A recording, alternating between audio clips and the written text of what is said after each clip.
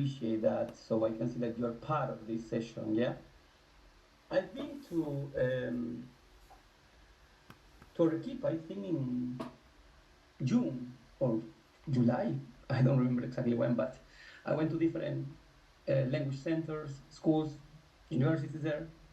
It was a great experience. I couldn't go to, wasn't able to go to Católica, yeah, Universidad Católica San Pablo. But anyway, let's begin here. Maybe next year I'll see you in person. So we have this title that is Communicative Approach, Enhancing Language Skills Through Meaningful Interaction, and I would add also and motivation. Yeah. So wait a second. Hello, Jonathan and Acer, right? I think Acer is the name, or is the computer, the laptop? Yeah, I Sorry, mean, I forgot to say that. Hi, Sandra. Good to see you. This is Jesus.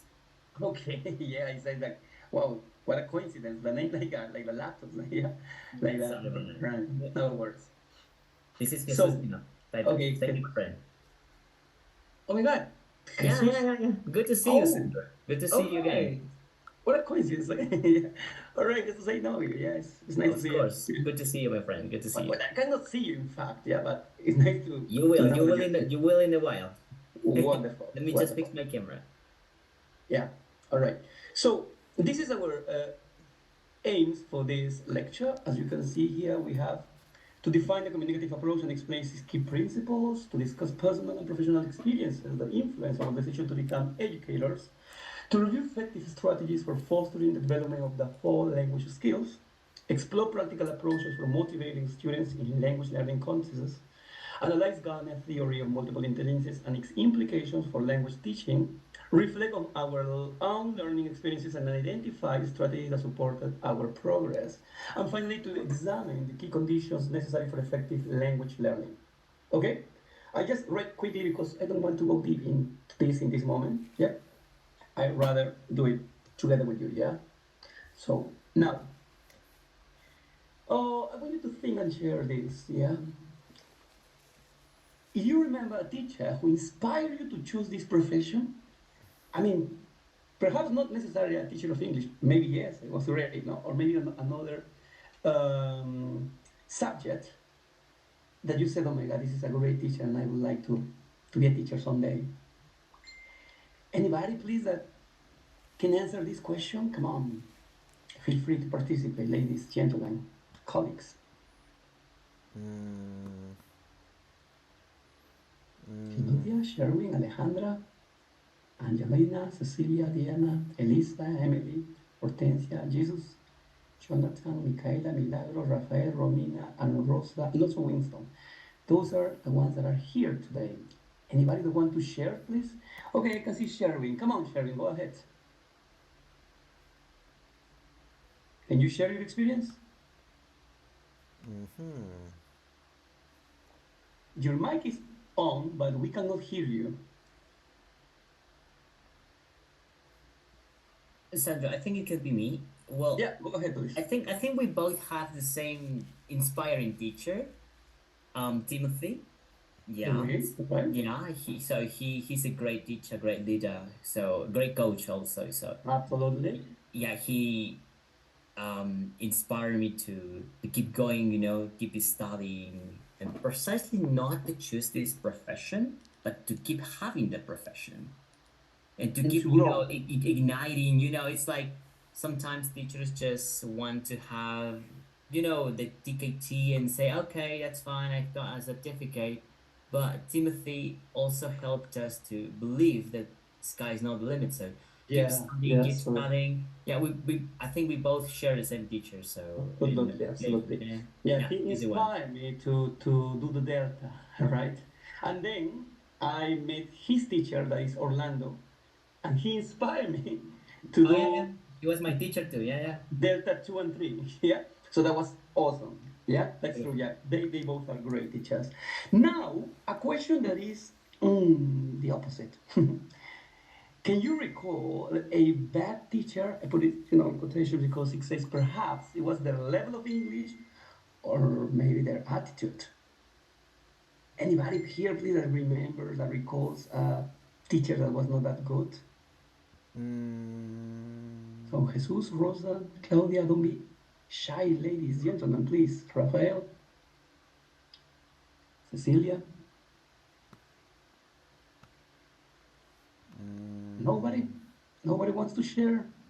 Well, definitely I think every student or everyone maybe had an experience with a teacher that was not approachable, like was difficult to get connected with the teaching material that they are giving us or something. So yes, I got an experience with that. Just a teacher, for example, that was giving me just the concepts and no practice at all. And I think that was not good. Yeah, And absolutely not. mhm. Yeah, thank you, Claudia. Thank you for sharing. Yeah. So, yeah, we all remember perhaps a bad experience that we had. Yeah. I also had a bad experience with a teacher when I used to study in a well known language institutions here in Lima. Yeah. And it was really tough, to be honest, because she told me some words that I still remember, but not like that time. That time probably got hot. Now it's something that I sometimes smile when I remember that because she told me that I wasn't going to speak English unless I traveled to another country. But she told me that because she was frustrated since I was, by that time, a bit lazy. I was bored. It was in advance, and I was bored of English, like all the time the same. I was absent many classes, yeah, too many classes, and then she told me that, and I still remember that. And as you said, sometimes it's because they just go to work for money, not because it's their vocation, right? So now I'm going to show you these people, and I want you to tell me who. I mean, first, some phrases, yeah? The expression you don't have it refers to not to have talent in this way, yeah? So you can't make something, you can make it. To run into someone you know is to meet somebody unexpectedly. The phrase at your heights refers to being at the most successful point in your career. To run into someone's face is to make someone feel bad or worse. Yeah? The abbreviation NYU is New York University. The path is the way. And finally, who is he? Can anybody tell me, please? I'm pretty sure you know him, right?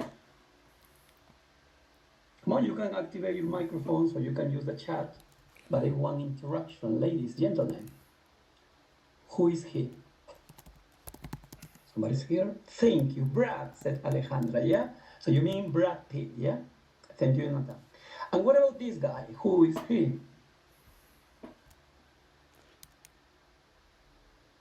Adam Sandler. Thank you, Diana. Adam Sandler, right? Thank you.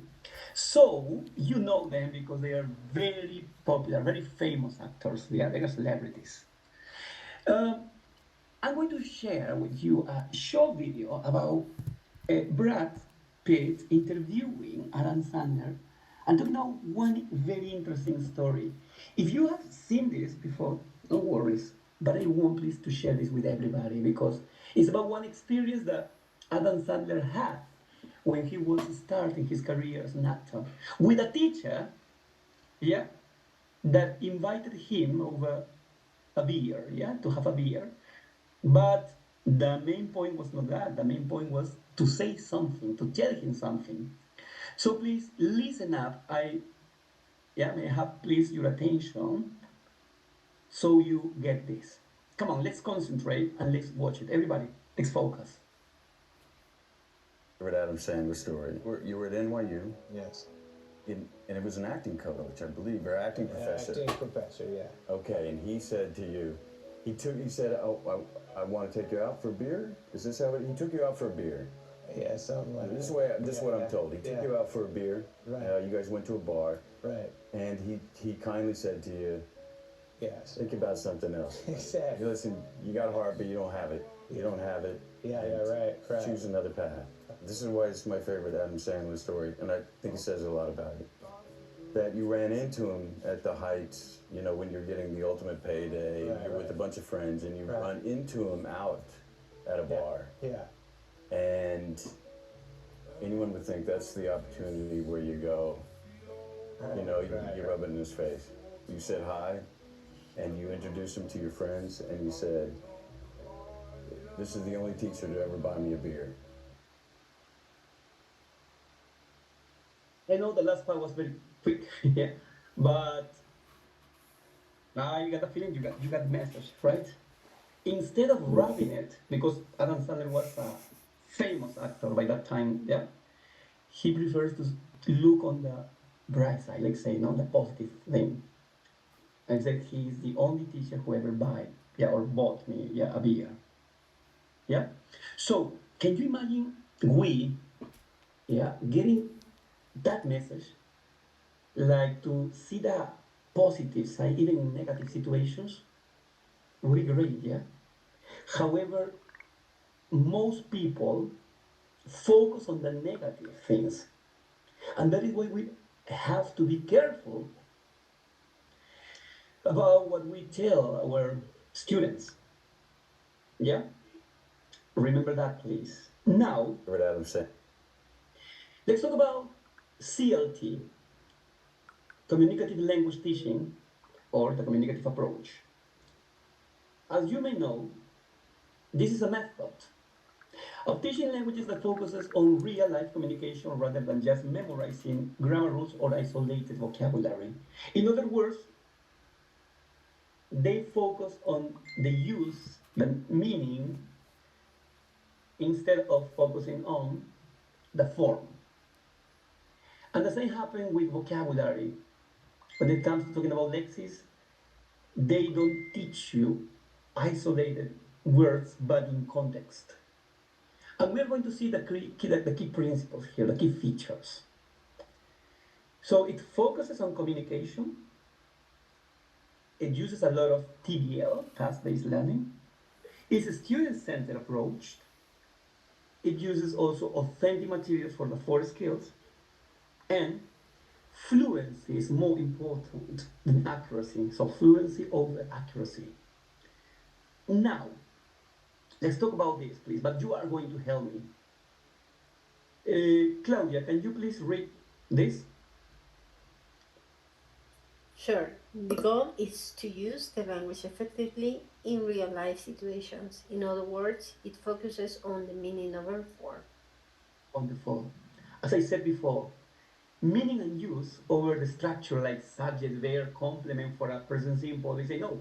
In this case, we use it for habits, routines, and yeah, that is the main point. That they know how to use it more than how to write. How to make it. Thank you, Claudia. Can you choose another person, please?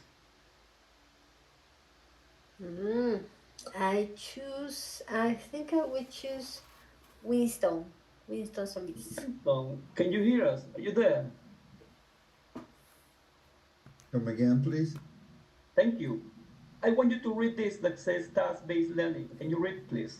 Of course, students engage in meaningful tasks that reflect real world tasks. Example given, role plays, debates, interviews, problem solving simulations. Wonderful. Thanks a lot, Wilson. Yeah. So, since it's communicative, we need to have them producing language. And this is the area that many teachers forget, yeah? The production part, where they have to speak in a freer way, more than control.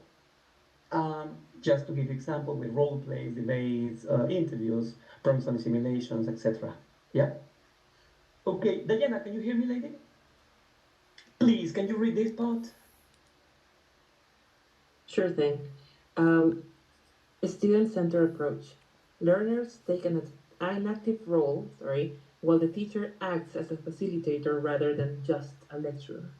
Thanks a lot, lady. So we know that traditional approaches, methods, focus on the teacher more than the students.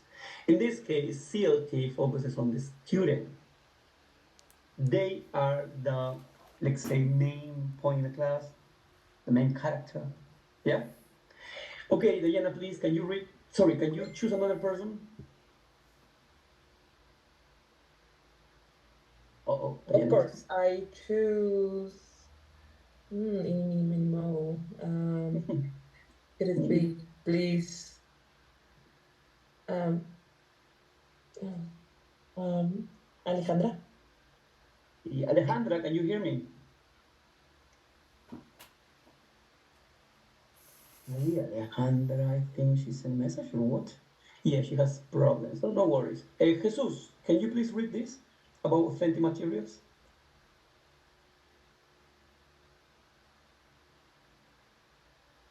You there, Jesus? Uh-oh, I think we lost him. Can read. Can I go? Go ahead, please, lady. Thank you. It says real life texts, videos, and conversations are used instead of artificial exercises. Thanks a lot, Rosa Maria. So, you know that the material that we use can be great, fantastic, wonderful, fabulous, yeah? But everything that you find there is artificial because even the conversations are made by, let's say, actors, right? So, what you need to do is to complement that material with your own material that you prepare, yeah, by looking at YouTube or any sources that you where you can get information, but that is needed in the communicative approach to bring something real, like videos, conversations, yeah. And finally, I'm going to read the last one, which is making mistakes is seen as part of the learning process with an emphasis on getting the message across, not to be 100% accurate. And here I have a question for everybody. Excuse me, what is the difference between fluency and accuracy? Can you have any volunteer to tell me, please, what the difference between these two words are?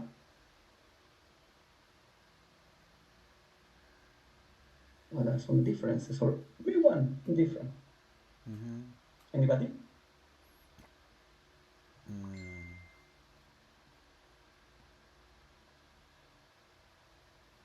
Nobody?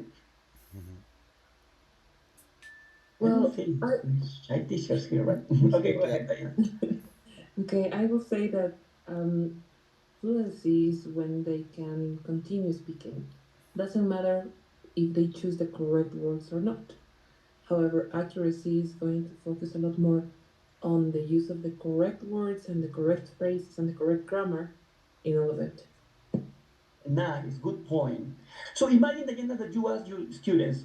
All right, I need a volunteer to tell me what did you do, I don't know, last weekend. And your student tells you, oh, last weekend I go to the cinema with my family and we watch a nice movie.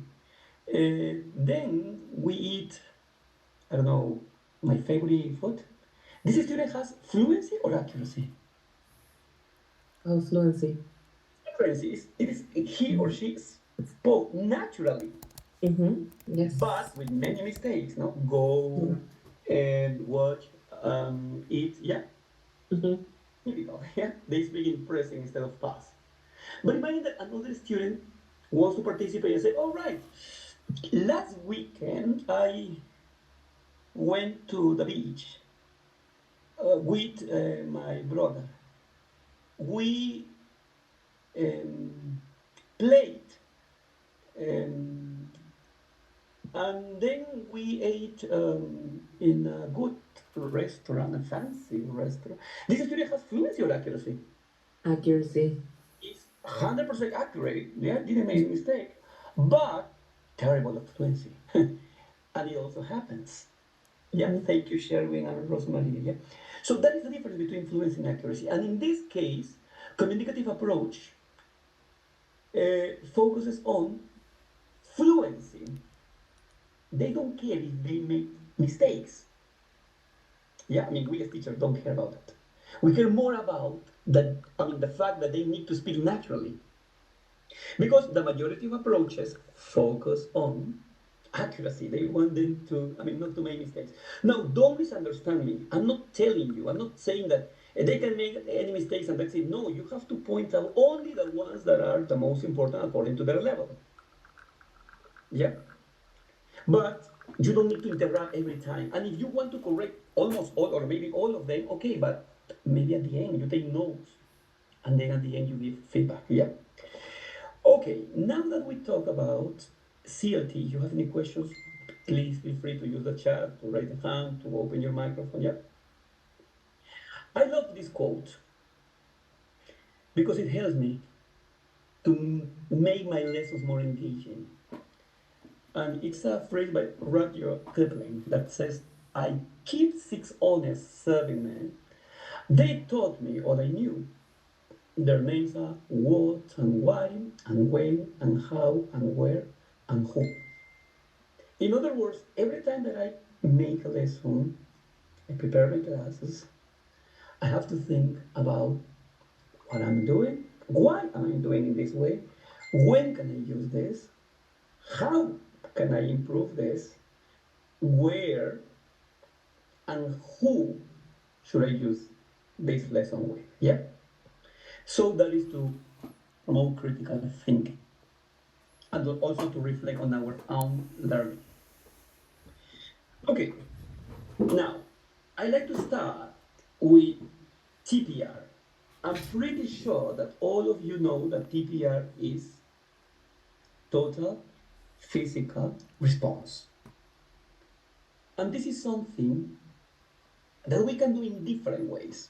Here we have some ideas like we need to use different subjects, verbs, and adverbs like, hey class, sit down fast. Linda, walk to the door. Girls, jump like a frog.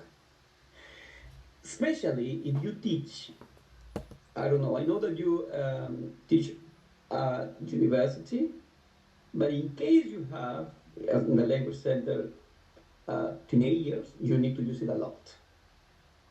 If you work with adults, we also can use not the same way as, I mean, compare as, I mean, with to young students, but we also need now. So, but you can tell me, and if we teach online, there are other ways that you can do, right?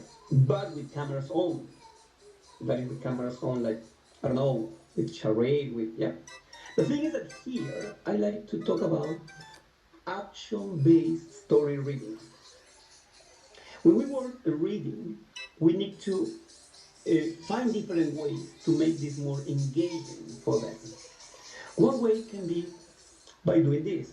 This is the act of reading stories that are filled with action and suspense. These stories are often fast-paced and thrilling, and are designed to keep the reader engaged. Let's say that we're working with readers, yeah, graded reader. Okay, just to give an example. But you can do it also with your books, yeah? And it says, every afternoon the children play in the giant's garden. Excuse me, Claudia, can you hear me? Yes, no? Are you there, Claudia? Uh-oh, I think. Oh, Anyway. she's gonna be back in a sec. Okay, thank you. Oh, yes, she's on here. Oh, Mhm. okay. She asked me to put Diana as a co-host. Sorry, I didn't see my WhatsApp here. 1 second, please, everybody. Don't worry. All right, Diana, I have a question. Sure. Uh, do you teach also, I mean, teach children or don't you? No, we, Only work with yeah, university students. university students. So it's not language center for children. All right, anyway. Yeah, we don't Now, have access for those. in this case, we can do in another way, but it still works. Like, I just put you, I mean, I just made you co-host, yeah? All right? Like, it says here, every afternoon the children play in the giant's garden. So here, I put this, no? Defining what play is. You're not going to do that with adults, but let's say that you can. I mean, you want to word the. I mean, with words like very simple words like eat. So excuse me, what is it? But instead of saying the Spanish word, they can do mimics like eat. So they show understanding. So people say no, but I wanted to speak. Okay, take it easy. This is a process. If they show that they understand what is to eat, what is yeah, that's enough at the beginning. Then yeah, they have to speak and they yeah. But that's what I say by this when I say action-based story reading. Another thing to consider is like this, no? The birds sit in the trees. How can we do that? Oh, the birds, yeah, sit in the trees. So by doing this means you show understanding. And that is a good way to start working reading with them. Because at the beginning you need to show them, how to understand. You have to model. It's not like, okay, you read and that's it. No. Many people don't die reading, let's be honest. Yeah, we live in a country that not many people read. Even university students, many of them don't like reading. So if this happens in Spanish, in English it's going to be worse, unfortunately. But that is the thing that we should do mimics to show understanding. Okay? Another thing that I put here is about listening and speaking. You know that listening is a receptive skill, speaking is a productive skill. We get some input and output because they are connected, right? Now, what do we mean by this? That some people ask me, how can I improve my listening? Well, you have to improve your speaking first because they are connected. And if you don't understand when people speak, probably it is because you mispronounce words and you expect them to be mispronounced as well. Okay, so you need to improve also your speaking. Now, here we have a typical way that is presented. This listening, yeah? It says, listen to a phone call between Ron and Max. Which thing in exercise 1B do they talk about? So it means that previously you worked with them this vocabulary, no? How often do you do these activities with friends? Go to a cafe, a restaurant, or a club, go to the cinema or a concert, go for a walk, or do some sport. Yeah, or go to a cafe, also, yeah, American, British. The point is that you practice with them this vocabulary. They know this, let's say, 2, 4, 7, yeah? 7 pieces of vocabulary. And you ask them to do part A. What tends to happen? I'm pretty sure that it happens to you as well. That when you are working on A, some students are doing part B, right? You can tell me no because they know they want. Yeah, some of them, but others are because they are distracted. And then they don't do A or B, none of them. So you need to remind them, okay, we're working on letter A, please pay attention, let's focus on it. Which thing in exercise 1B do they talk about? Then you can ask them to underline keywords, perhaps like right here. Programmatic with thing in exercise 1B, so here, no? Cafe, restaurant, club, cinema, concert, a walk, or do sports. After they listen and they identify this, you tell them, all right, now let's work on part B. Listen again and check if these sentences are true or false. If they are false, correct the false sentences. So give me the information why they are false. Now, we have an example. Ron doesn't like his new job. Oh, Ron likes his new job. So here the keyword is, in general negative is keyword, right? So doesn't like, oh no, he likes. Now you have to do the others. One more time, ask them to underline keywords. Like Ron likes all the people in his office. Ron wants to meet Max tonight. So want, meet in general are, verbs, nouns, yeah. And they agree to meet. Now, after doing that, you play the recording. Yeah, I'm pretty sure that you work that way. I'm going to do it with you, but both together because you are teachers and I know that you can do both. Please, let's do it. Help me out. You can use the chat box to answer, right? Come on. Isn't that?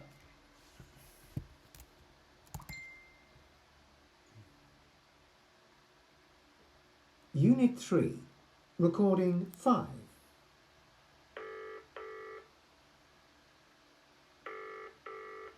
Hello?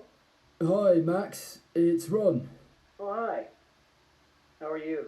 Fine, thanks. And you? Okay. Uh, well, I'm at my new office. You know, I've got a new job. The people are very friendly. Hello, are you there? Yes? Yes, I'm still here. And the work's really interesting. Uh, hello, are you there? Yes? Oh, and well, it's not perfect. I haven't got my own office, and my manager isn't very friendly. Are you there? Yes, I'm here. Anyway, are you free tonight? Yeah, I think so. How about going to the cinema? I'd like to see the new Jennifer Lawrence film. Jennifer Lawrence. Ah, wait, I'm busy. Sorry. Oh, okay, well, maybe next time. Yeah, see ya. Bye. Okay, excuse me. Which of these activities did they mention? What is the activity that they mentioned? Please use the chat box or the microphone, please, and tell me. Anybody? Go to the cinema. Thanks a lot. I don't know who was that, but okay, yeah, that's true. Also, Alejandra, Jonathan, thanks. And what about this part? Ron likes all the people in his office, true or false? False. False. False. I mean, who is the one that he does not like? His boss. Right, his boss. Thank you. Ron wants to meet Max tonight. Yes, true. Yes. True, he wants to meet him. They agree to meet. No. And here comes the question for probably a strong student. Why not? We have some strong students that can give something extra, right? Why they won't meet? Because at first when he asked, "Are you free tonight?" He answered yes. So why they don't meet? Somebody's writing in the chat box. Let's take a look. He doesn't like Jennifer Lawrence. Right, that is the answer. Thank you, Alejandra. Okay, that is the extra, let's say in this case, question that you can ask a strong student. So they don't get bored on, oh, but this is easy, yeah? Now, question for everybody. When you do the listening part, do you show your students, sorry, wait a moment. Uh, Before that question is this one. By the way, is Max a good listener? Let us see. Is he a good listener? Yes or not? Not really, no. Why not? I would say that he doesn't offer much output. He doesn't let the other person know that he's actually listening and doesn't compliment with questions or follow up of any kind. True, Diana. He does not back channel. Back channeling is key in a conversation. And back channel is what you just mentioned to show the other student, I mean, the other person that you are paying attention. Yeah? And he doesn't show interest. Even by showing interest, like with phrases like, oh, right? That is a way of back channeling apart from answering or asking for more information. Yeah? That is something that we share with the English language or culture. We need to back channel. Something that is different in other cultures, like for example Japanese. They can be in silence listening to you and you know that they are paying attention. But if you talk to somebody and that person doesn't answer what you're saying, we tend to think that probably is not paying attention, right? Okay, do not get confused the word back channel with back chaining, because back chaining is a strategy that we're going to see in a moment. And here comes the question that I just asked. Excuse me, when you do the listening part with your students, do you show them the captions? Yes? No? Sometimes it will depend on the activity. Can you give me one example? In which situation do you show them the captions? When they have to find a specific word that we're going for, um, when they have to go back to the I don't know, to the vocabulary, and especially with lower level students. Yeah. Thank you for sharing. Now, I would suggest showing them the captions, no matter the level. Why? Because in that way, you help them understand connected speech, fast speech, and some words that they probably mispronounce, they are going to be aware of the pronunciation. But never the first time. The first time is to see how much they understand, because life is not with captions, yeah? So they need to be prepared for that. But the second time, or if you have enough time for a third time, then you show them the caption so they are aware of how to use these phrases, how to make a real conversation. They improve a lot, believe me. Okay, so don't think that it's bad. No, it's not bad because it's not in Spanish, it's in English. All right? Now, we have this part here that says listen to a phone call between Ron again, but in this case, with Amy. You gotta complete this note below with information you hear. They are going to meet at what time, at which place, and the film starts at what the time, please, yeah? Now, I know that this could sound crazy, but you need to remind your students that the time of the meeting is before or is after the time that the film starts. Can anybody tell me, please? Is it before or is after? Before. Thank you. Yeah, I can see somebody that is participating. Thanks a lot, Rosmaria. Now you can say, but come on, that's common sense. Yeah, I know it's common sense, but some students are so distracted that they tend to put the opposite or they are not sure. So help them out with that. I'm talking about strong students here that we are going to talk about the place. Ask them also to do something like, for example, to mention the name of the place. Yeah, not only the place, but the name also. Because you prepared that before, right? Now, help me out with that information, please. Come on, let's do this together. Listen up. Unit 3, Recording 6.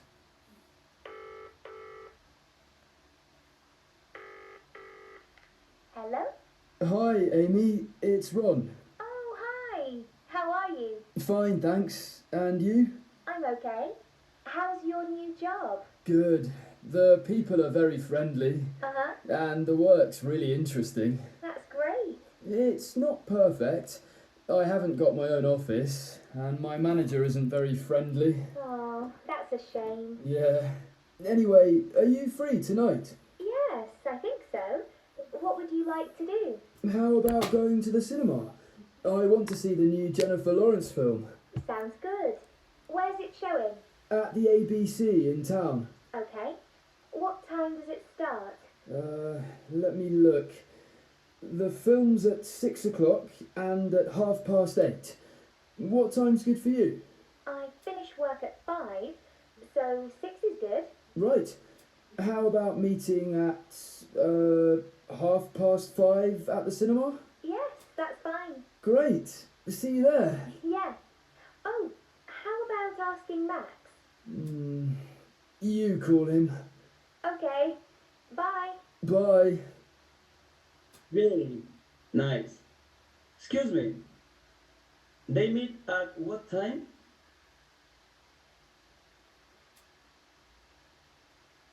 What meeting time? Somebody put in the chat box. 5:30. Nice. What is the place? Thank They you. meet at the cinema? Yeah, and what is the name of the cinema? AV Town? Yeah, ABC. All right? Okay. ABC in town, it says. Yeah, ABC in town. Wonderful. And the film starts at what time? 6 p.m. 6 p.m. I know that this is easy for us because we are teachers, but for a student can be so difficult to understand that. So you need to mention every single thing so to prepare them. Because in general, when we teach listening, we don't teach, we just test. And we need to make sure that we are teaching different strategies for them, right? Is Amy a good listener? Yes or not? Yes, good. The question is why? Why do you think she's a good listener?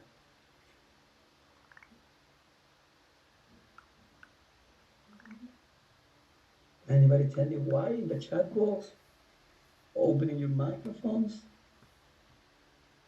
She asks follow-up questions. Good job, Diana. That is the main point. In other words, she back channels. She shows interest. Okay? Great. This is a good way to show your students a good conversation, a real, and a conversation that, I mean, is terrible. Because they tend to have those conversations like, okay, they ask something and they finish, but that is not a real conversation. You need to ask follow-up questions. You need to show interest. All right? So this is right. You need to practice to improve your listening. It could sound crazy. Yeah, we know that we need to practice. Yeah. But many people want to improve something without practicing.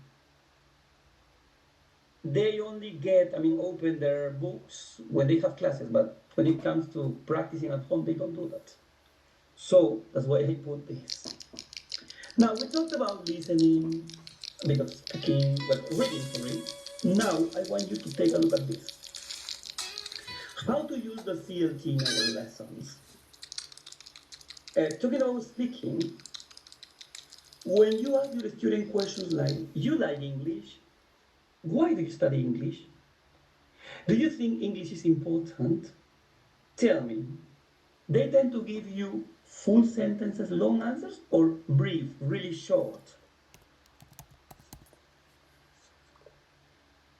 What type Most of of the time, short answers. Yeah, that's true. Why? Why do they give short answers? What is the main reason? Well, there are different reasons, yeah.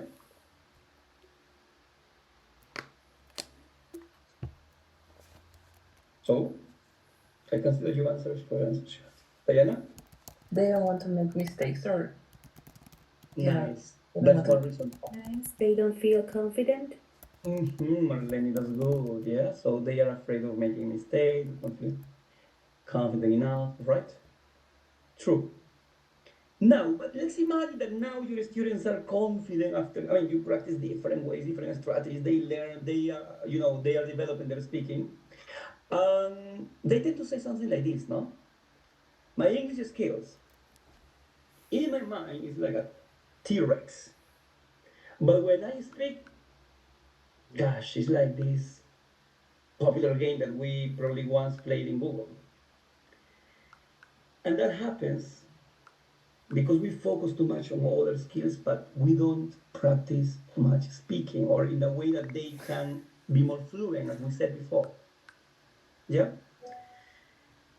And once they are fluent and their speaking improves, when they sit international exams, they pass with a C. Many of them. Why? They have a good level. Why do they get a C?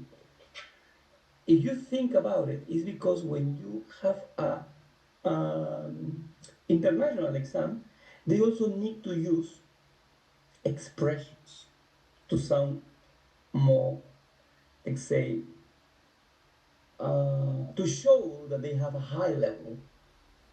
So this is something that we should teach our students from elementary or basic levels. Instead of saying the typical I think, because every time that I evaluate students in the speaking part, they say lots of I think, but they don't say something like something concern, blah, blah, blah. Yeah, so we need to train them to use this. I put here only two functional language expressions for giving your opinion and for agreeing. But there are lots of them, like for disagreeing, I don't know, to reach a consensus, depending on the level of the exam. But we need to train them because I think we point to doing that, yeah, to getting international certification like B1, B2, C1, C2, and the same for us, please, teachers, yeah? So remember to put this into practice in your classes. Now, apart from this, I want to talk about the two most popular approaches when practicing writing. And they are the process and the product approach. I want you to tell me, please, what is the difference between the process and the product approaches? Can anybody tell me? Maybe you can write in the chat box. What is the difference between them?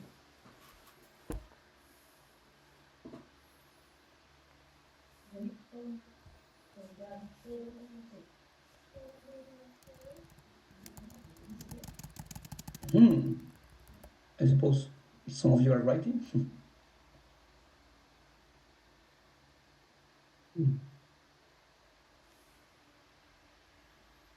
Yeah, while you are writing, or maybe somebody, let me ask here. Let's see. Um,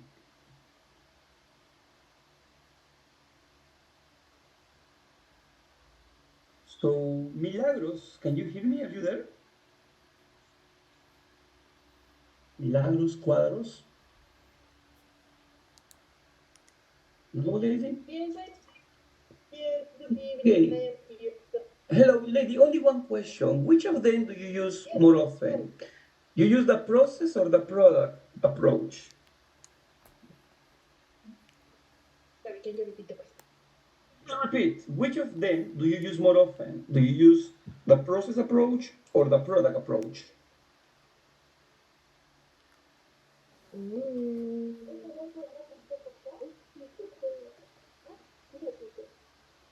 Hmm. mm, You're thinking. let me think, please. Of I have course, many lady. Yeah. options here. Um. Can Angelina. I? Okay. Uh, Somebody's there. yeah, I'm sorry. I cannot find my button to lift my hands, to raise my Worries. hand. Sorry. So, Emmanuel. I'm using my iPad and I'm totally lost on it.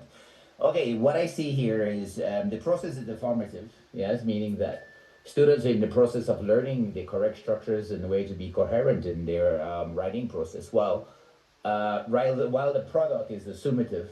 So when we are taking the summative, that means the students have already learned the process and can demonstrate what they have learned, which was the process, of course. Yes, I don't know if that makes sense to you, but that's the approach that I take at school.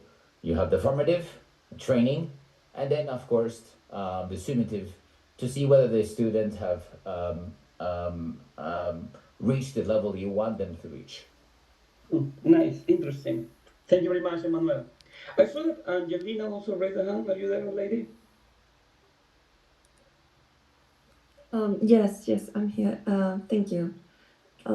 Based on the question that you made already, I was thinking about my lessons, and I think that I focus on project-based learning. I mean, I check the tests, the projects that I give to them, and also their performances. Okay, nice. But do you use more often the process or the product? Sorry, I didn't get that part. Oh, You said, sorry, I don't know if there's something, a problem with your connection, but you said both? Oh, I think we lost her, right? I didn't get that part, yeah? But anyway, um, let me tell you that both of them are really meaningful. And that, let me see here, yeah, both seminars, yeah, nice. While the process is, as you said, uh, student center, let's say, yeah, the product not necessarily is at the end, all right? You can use it at the very beginning because the product approach is also called the model approach. It means that you give a model for them to follow, to learn how to do it, yeah? While the process, as its name says, is step by step.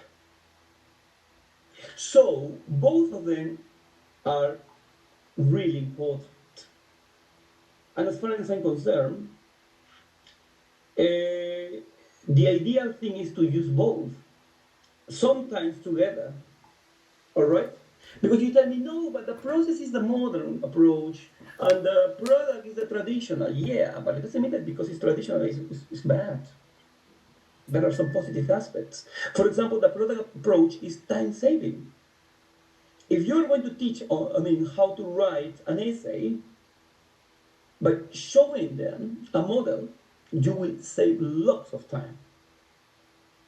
So it depends on the time that we have, the level of our students, and other factors. But let me refresh this for you. Yeah, like the product is a traditional approach. It focuses on final submissions. Some characteristics that they underline mistakes in red and sometimes make a comment. So probably when you learn English, you remember that your teacher used to do that. Well, I remember my teacher used to do that. So it focuses on language use rather than content, so on grammar, punctuation, spelling. They assign marks is teacher-centered approach, individualistic practice, only one draft and no chance to resubmit. Somebody can tell me, no, but I do this and I give them a chance to resubmit. Okay, you're mixing them. The process approach is the one that has real writing stance following series of writing stages like planning, drafting, revising, editing, and submitting. And even you can ask them to share or exchange their writing to check if they have any mistakes, like, all right, underline with a pencil, let's say, the mistakes that you find. Why with a pencil? Because probably they underline something that is correct. They are learning. So that's why this is social, there is collaborative practice, recursive, there are many drafts, not only one, and you can share writing for feedback, and it's learner-centered approach. But as I said before, try to use both if you have time, yeah? So far, have you any questions here? Ladies, gentlemen?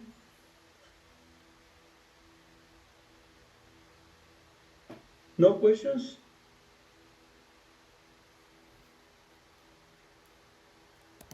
All right, wonderful. If there are no questions, thank you. You can see here.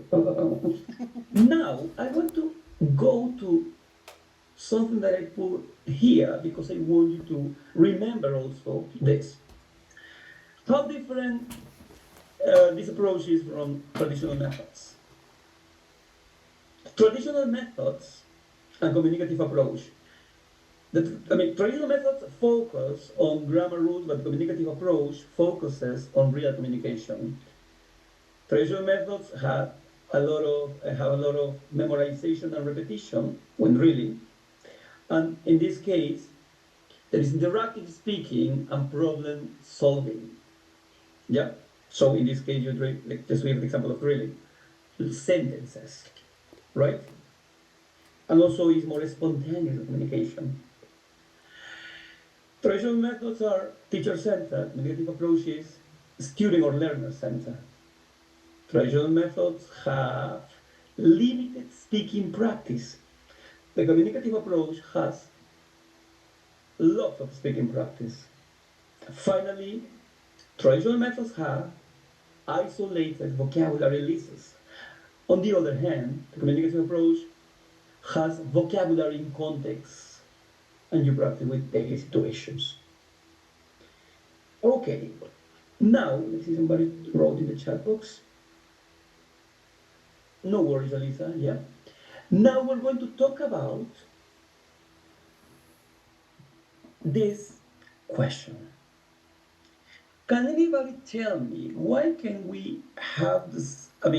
Why can we have the same lesson in two classes and one of them succeed brilliantly with one group but fall flat with another? In other words, you have two basic 5 classes. You do a memorable class with one of them, but then when you go to the other class and you do exactly the same, class is a disaster, it's terrible. why do you think things like this happen?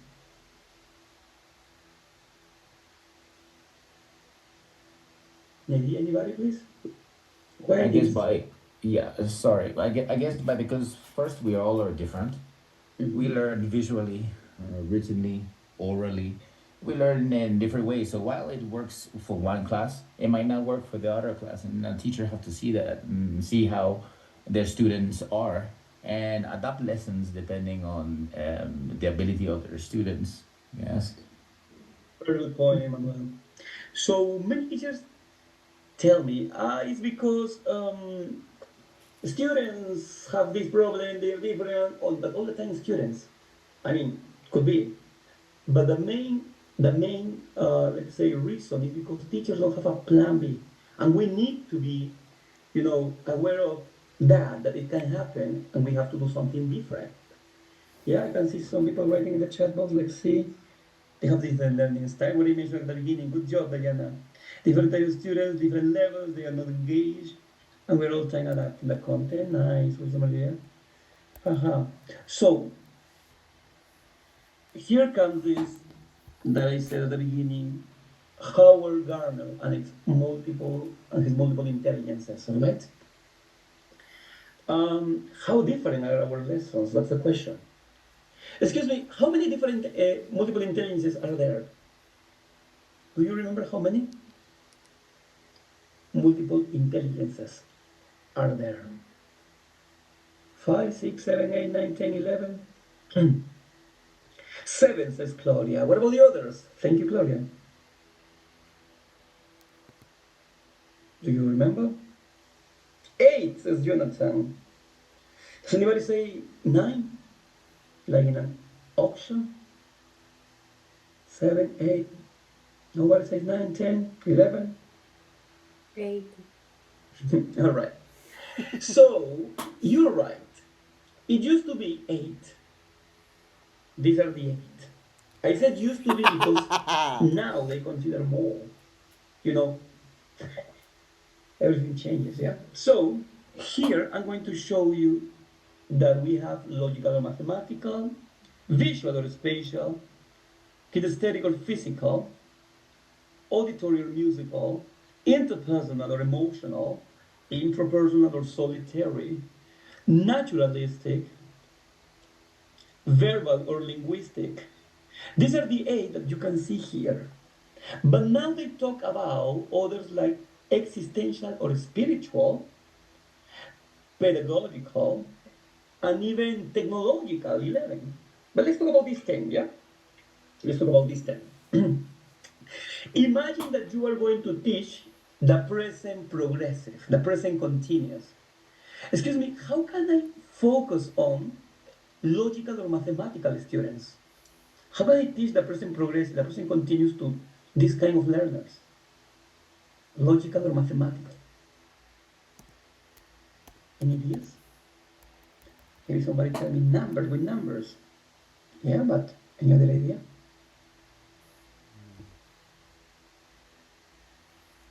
Nobody?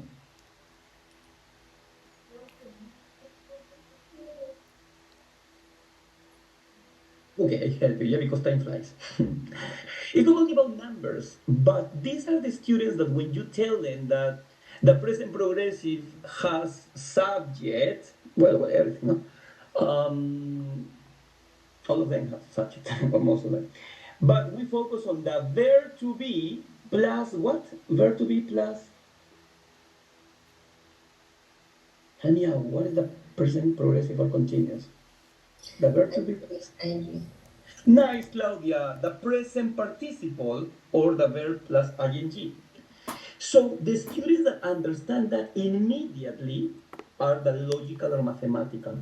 But if you repeat that to a verbal or linguistic, believe me, even if you repeat 5, 6, 7 times, they won't get it at all. Because these students need to see this in context. Maybe in a text, and they see, the verb to be in different forms, and the ing, all right, or the present participle, all right. That is the present continuous, yeah, both. And sometimes you say, come on, you don't understand this? But it's not because they can't, it's because they learn in different ways. Yeah? For a visual or spatial, we can do like this one, no? Spatial learn like with images, PowerPoint or whatever you use. Kinesthetic or physical students, they need to perform something. Like you say, okay, I'm walking, and you walk, right?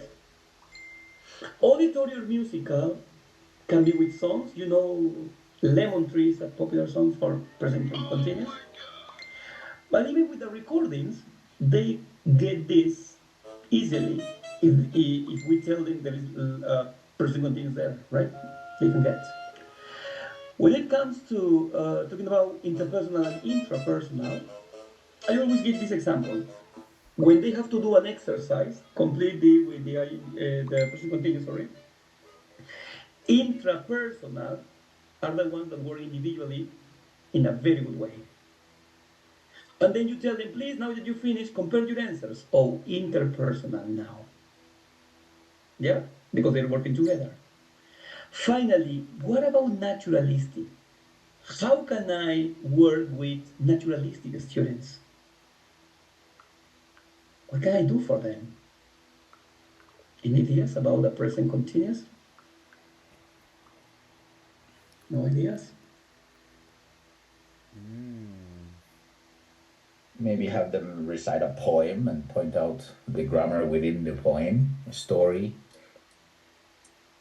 natural speaking, maybe. Sounds good, sounds good, nice. But remember that naturalistic needs something natural. In this case, you say like probably like, all right, like sounds interesting. You know, like when I monitor classes, because I go also to schools to monitor classes, I saw that they take students outside the class, yeah, the classroom. And that's nice, but we cannot do with our students, right? So something that I always recommend is using realia. Naturalistic students learn in a better way if they use realia. So you bring something for them.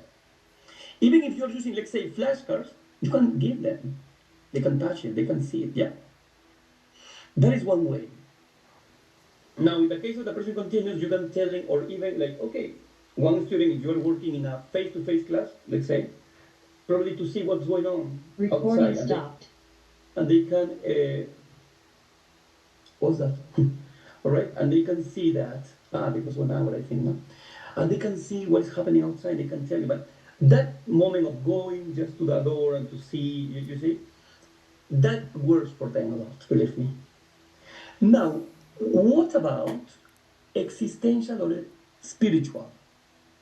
These students, how can I work with them?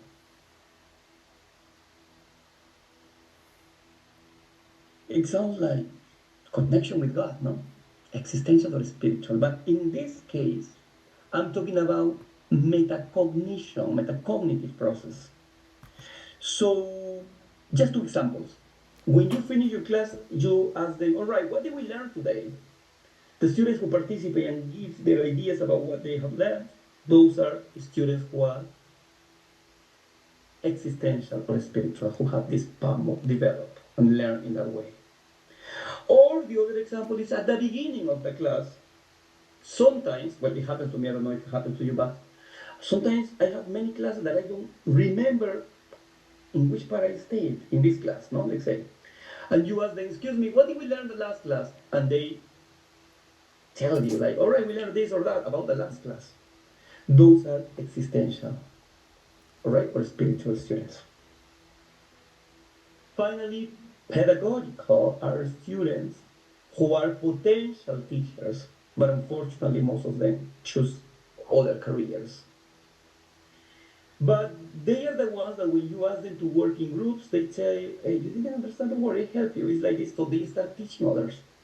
They learn in that way easily. Okay? So we need to try to see this different kind of learning for our students and to identify in which way they learn faster or better. Okay? Another thing that I want to share with you is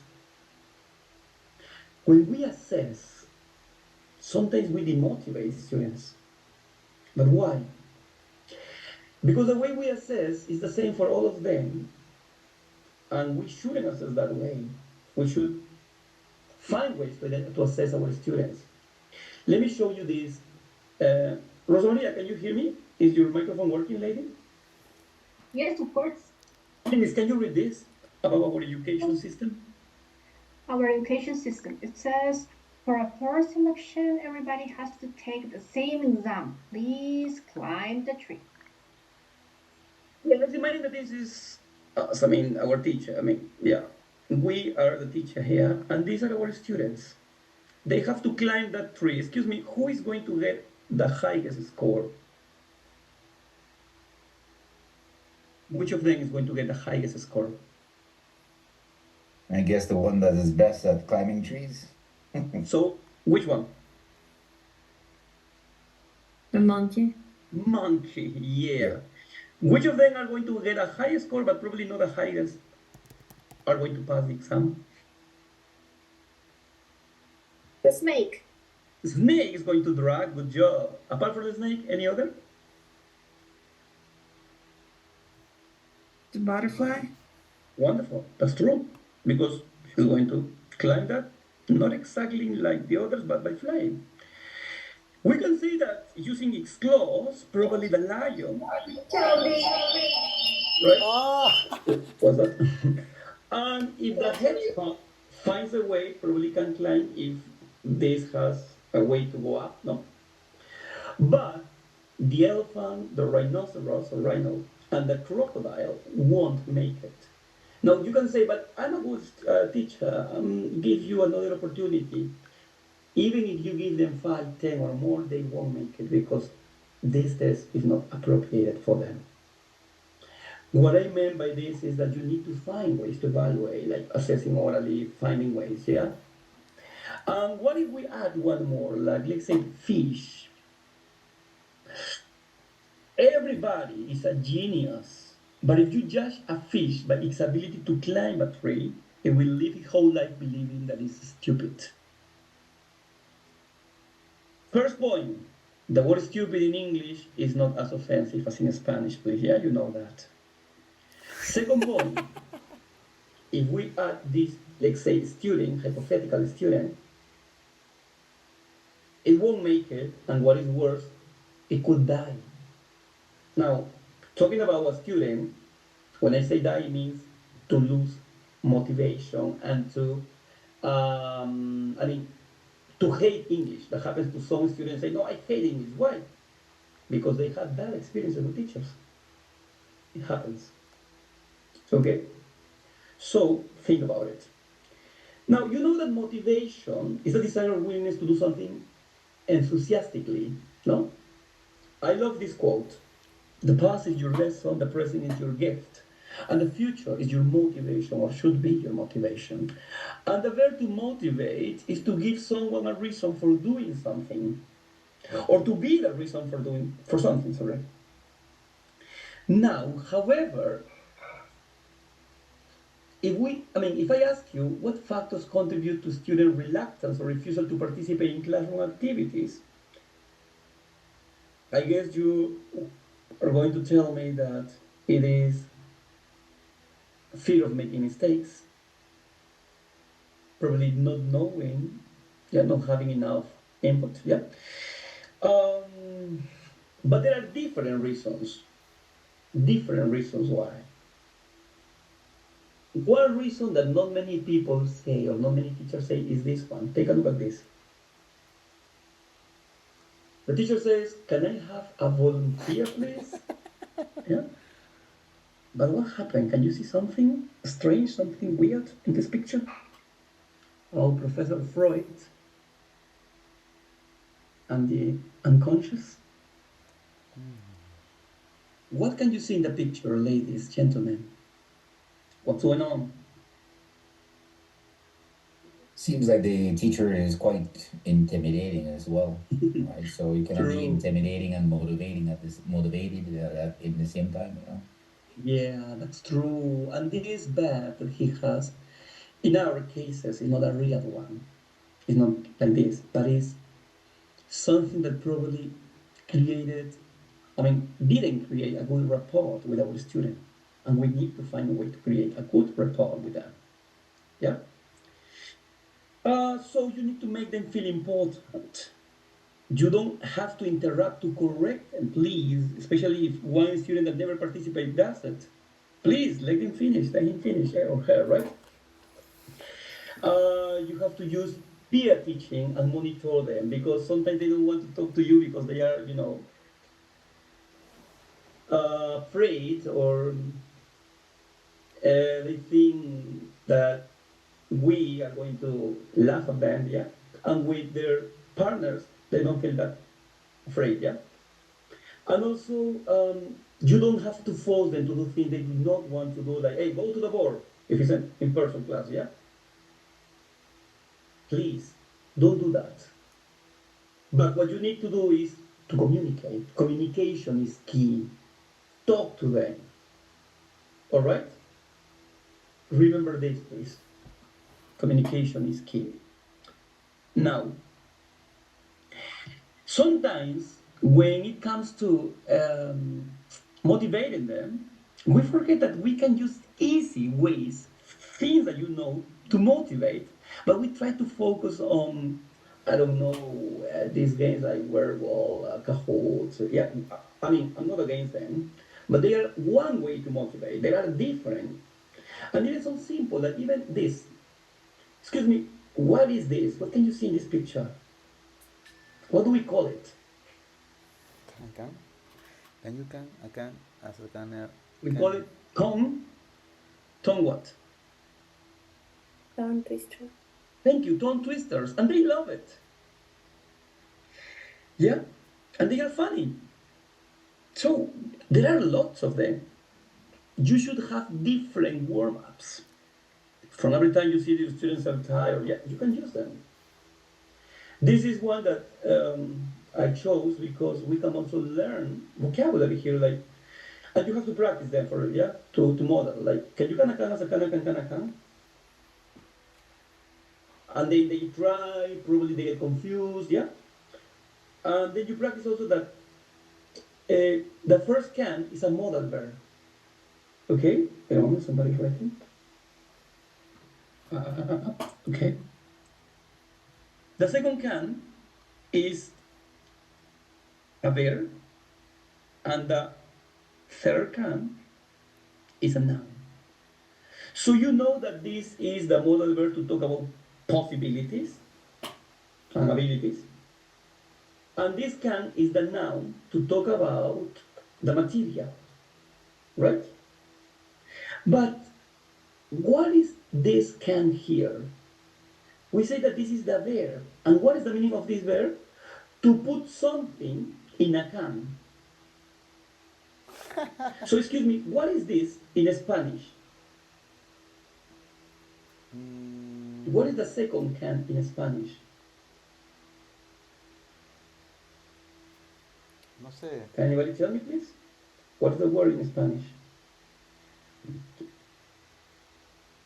Nobody remembers?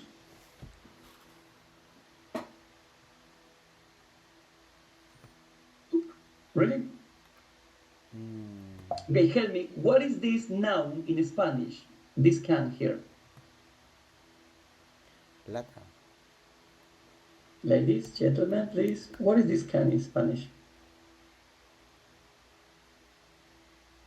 Oh my God. Lata. Lata, thank you. So this verb is enlatar. That is why it says, can you can as a can. All right? Nice. Don't worry, Rosmaria. Yeah. So we can use different, like this one. Check it out. We have two more here about bookshop and about witches. Use them, believe me. They will love it. Even adults like to compete, like to see who can do it like clearer, faster. Another thing that we can do is when you teach, for example, family trees, no? So family members. You know that Homer and Marge are spouses, husband and wife. male, female, both, like brother and sister, siblings, father and mother, parents, son and daughter, children, grandmother and grandfather, grandparents, granddaughter and grandson, grandchildren. I put here Marge, sister Selma, and Lynn, that is adopted, I think. And they say, all right, uh, Homer, uncle, Selma, aunt, in relation to Lynn and to Bar.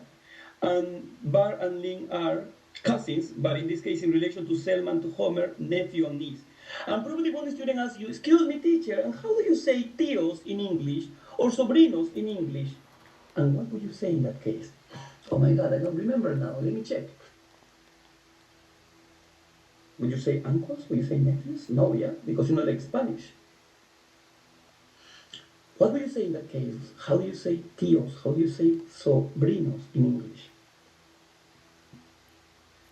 Anybody, do you remember? Cousins. Can you repeat? Is it cousin, sobrino, cousins? Oh, cousins are like Maggie and Lynn, no? Cousins. Yeah, but sobrinos is nibblings. Nephew. Nephew is one, is a male, but both are like siblings with S, they are nibblings with N. And in the case of uncle and aunt, are piblings with P. Yeah, you say, okay, 5 points for the one, so piblings and nibblings. What I mean by this is that we are not, let's say, human dictionaries. Yeah. The point is that we always need to be prepared for that question, so try to find, yeah? Like, you are working with them, let's say, vocabulary about fruit. All right, and you practice no pineapple, apples, pears, etc. And then they ask you, and how do you say this fruit in English? What do you say?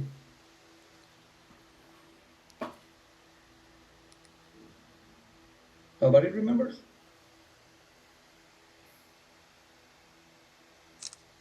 Okay, I help you because of time, yeah?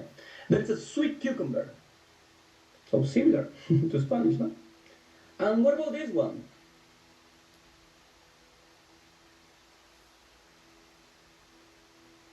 Do you remember this one? No. I don't think you say tuna, no? Because tuna is fish, no? Oh, looks like a cactus to me. I think they have a specific name for it. Yeah, it's a prickly pear. Okay?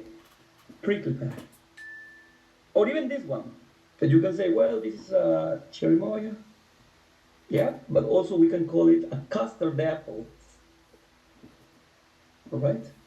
Or this one here, guanabana, is also used, but it's also popular, soursop. And finally this one, that is becoming really popular here in Lima, pitahaya, I think it's in Spanish, no?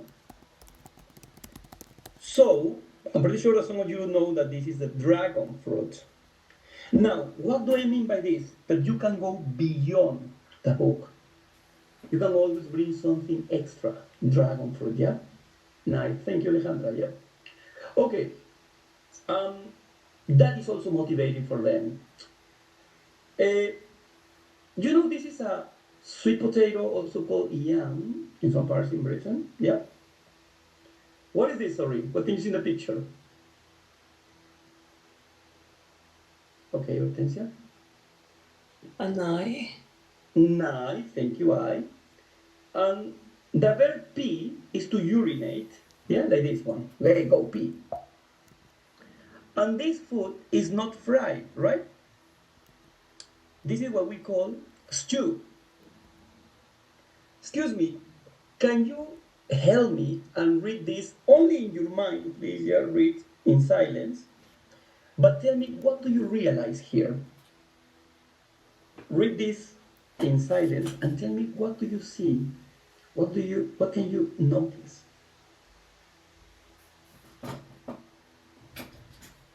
Anybody?